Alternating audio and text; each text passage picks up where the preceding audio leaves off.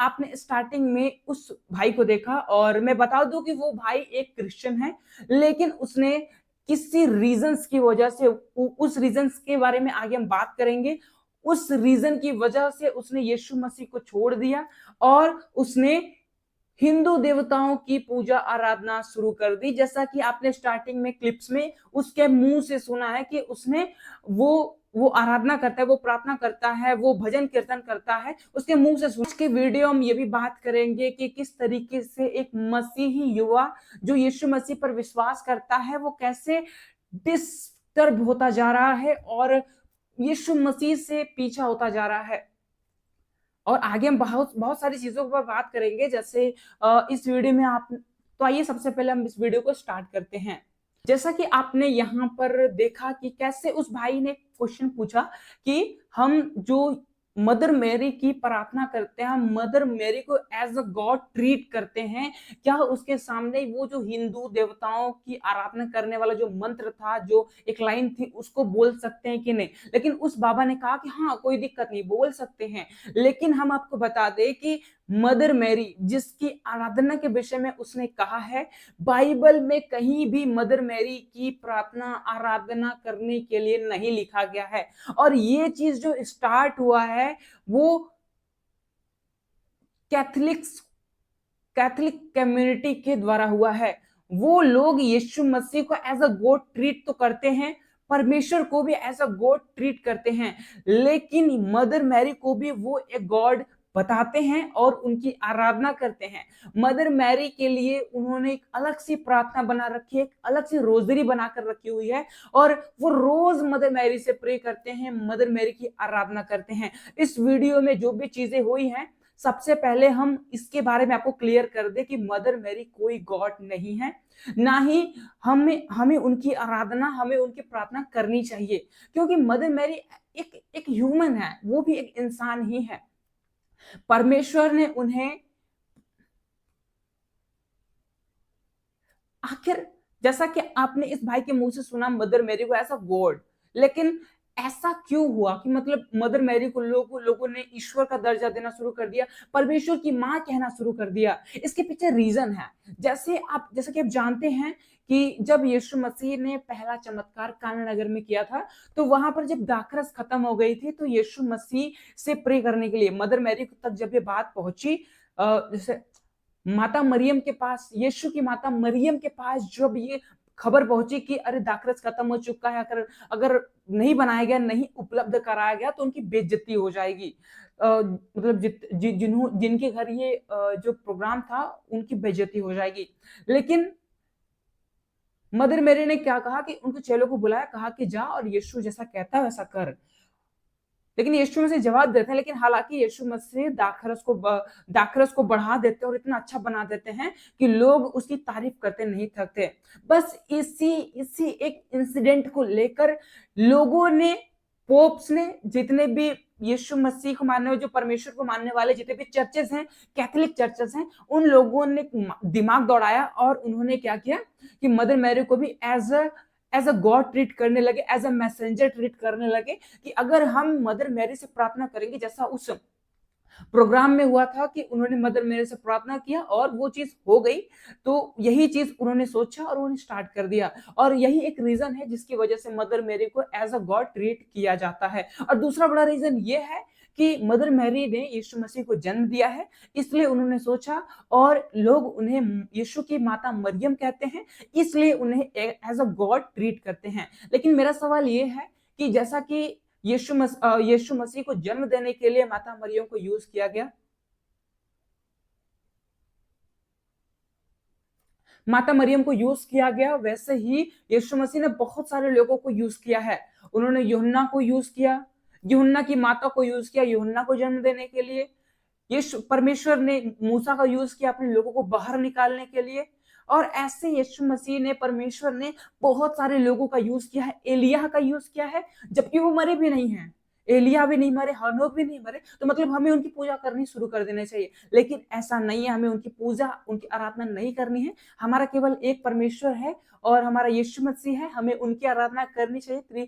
त्रिक परमेश्वर जो तीनों एक है, पिता पुत्र पवित्र आत्मा, हमें उनकी बातें सुननी चाहिए और उनके द्वारा ही जो आदेश हमें मिले हैं हमें उन पर चलना चाहिए, ना कि लोगों के द्वारा बनाए गए रीतियों पर। सेकंड, जैसा कि आपने देखा कि इस वीडियो में बाबा ने पूछा, वो जो अनिरुद्धाचार्य हैं उन्होंने पूछा कि क्या ये चर्चेस में वाइन क्यों चढ़ाई जाती है, शराब क्यों चढ़ाया जाता है। तो इसका भी एक रीजन है जो कि एकदम बकवास है और ये लोगों के द्वारा बनाया गया है।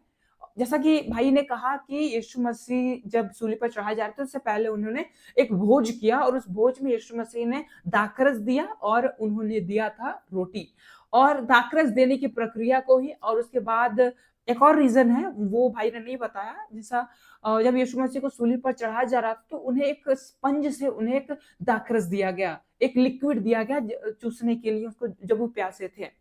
तो ये दो बड़े रीजन है जिसकी वजह से ये चीजें चलती आ रही हैं।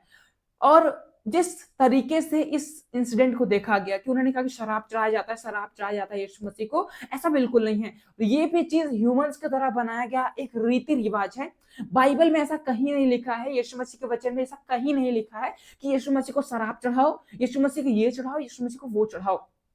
यहां तक कि क्रिसमस के बारे में भी नहीं लिखा गया है, ईस्टर के बारे में भी नहीं लिखा गया है कि हमें उसे सेलिब्रेट करना चाहिए। बाइबल में केवल यीशु मसीह ने एक चीज कहा है कि मेरी याद में तुम ऐसा ही किया करो, और ये बात उन्होंने तब किया जब उन्होंने दाखरस और रोटी दिया था। यही दो चीज उन्होंने कहा था कि मेरी याद में ये मेरी देह खाया करो और ये मेरा लहू पिया करो, और जो कि आज तक चलता आ रहा है। और यही चीज यीशु मसीह ने हमें कहा था करने के लिए, लेकिन हमने इन चीजों को इतना निचोड़ दिया, इतना इतना उसका निचोड़ कर रस निकाल दिया है कि हमने ये चीजों को हजार तरीकों से देखना शुरू कर दिया है। और मैं साफ तौर से बता दूं कि ये चीज बाइबल में कहीं नहीं लिखी है। बाबा को भी समझने की जरूरत है और इस भाई को भी समझने की जरूरत है कि यीशु मसीह ने शराब पीने के लिए नहीं कहा। शराब, यहाँ तक कि यीशु मसीह ने कहा कि जो नशे की चीजें करता है और इन सब चीजों के लिए मना किया गया है। यीशु मसीह ने यह भी कहा कि तुम नशे करके अपने माता पिता का निरादर मत करो, ऐसा मत करो। तो इन सब चीजों के लिए यीशु मसीह ने एकदम साफ मना किया है, लेकिन ये चीज ये लोग नहीं बताएंगे, नेगेटिव चीजों पर ही ध्यान जाएगा। और सेकंड थिंग, जैसा कि आपने वीडियो देखा उसमें ये चीज बताई गई कि जैसा बाबा ने पूछा कि यीशु मसीह को आप जानते हो, ठीक है, यीशु मसीह के जो पिता हैं वो कौन है, वो परमेश्वर कौन है, उनका आकार क्या, उनकी व्याख्या कैसे करें। तो उस भाई ने कहा कि मुझे नहीं पता, I don't care, I don't think about this.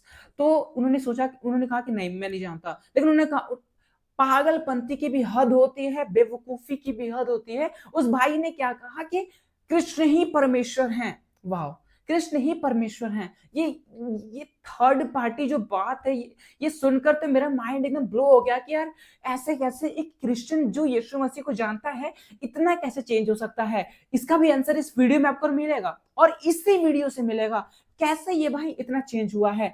तो देख सकते हैं कि उसने कृष्ण को परमेश्वर कहा, लेकिन मैं इस बात को साफ तरीके से खारिज करता हूं। जिसको मुझसे डिबेट करना है वो आ जाए, लेकिन यीशु मसीह के पिता जो परमेश्वर हैं, उन्होंने इस पृथ्वी की रचना की, उन्होंने अपने पुत्र को यहां भेजा है और वो आत्मा के रूप में है। वो चाहे मनुष्य का रूप ले ले, वो चाहे आत्मा का रूप ले ले, वो किसी का भी रूप ले सकते हैं और ये निराकार हैं।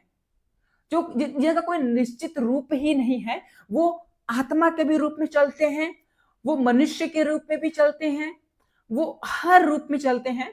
इसलिए जिसका कोई आकार निश्चित नहीं होता उसे निराकार कहते हैं। और ये जो हमारे परमेश्वर है वो निराकार है। तो जैसा कि उन्होंने कहा कि परमेश्वर कौन है, परमेश्वर सर्वशक्तिमान है। कभी भी बर्तन अपने बनाने वालों पर सवाल नहीं उठा सकता है और ना ही वो उठा सकता है। जैसा कि आपने ये वीडियो देखा और इस वीडियो में हम साफ तौर पर देख सकते हैं, सुन सकते हैं कि कैसे जिससे उसने शादी की, मैरिज हुआ जिसके साथ, फर्स्ट टाइम उसने ही उसके हाथ में ये हिंदू ग्रंथ, हिंदू संदेश और ये जो मूर्ति पूजा से रिलेटेड सारी चीजें उसके माइंड में उसने ठूसा। बाइबल में जो भी चीजें लिखी गई है कि सावधान रहो, यीशु मसीह ने शादी क्यों नहीं की, क्योंकि वो जानते थे कि एक स्त्री के प्रलोभन में आकर, एक स्त्री की बातों में आकर वो गिर सकते हैं। तो मतलब वो गिर सकते हैं और ऐसा हो सकता है। इसलिए उन्होंने मैरिज नहीं किया। आदम भी स्त्री के कारण गिरा, अय्यूब भी गिरने वाला था और हर एक जैसे मैक्सिमम 90% केसेस देखा जाए तो 90 के 100% तक भी जा सकता है, क्योंकि अभी मैंने बाइबल को पूरी तरीके से अभी स्टडी नहीं किया, लेकिन फिर भी मैं जहाँ तक जानता हूँ उसके हिसाब से एक जो व्यक्ति है, जो धार्मिक है, जो परमेश्वर की राह पर चलता है, वो एक ही कारण, स्त्री के कारण ही वो गिरता है। इसलिए यीशु मसीह ने पहले तो वहां पर बिल्कुल ध्यान नहीं दिया। और ये भाई, ये एक अन्य जाति से विवाह करने के कारण उसका माइंड भ्रष्ट हो गया, उसको उसको मूर्ति पूजा में लिप्त कर दिया गया। जैसे वो राजा, जब जो जो राजा था वो अपनी पत्नी की बातों में आकर उसने परमेश्वर से बलवा कर लिया, परमेश्वर को छोड़ उसने मूर्ति पूजा पर ध्यान देने लगा और सारी चीजें करने लगा। और ये चीज हमें दिखाती है, ये चीज हमें बताती है कि कैसे एक व्यक्ति जो विवाह करके परमेश्वर से दूर हो गया,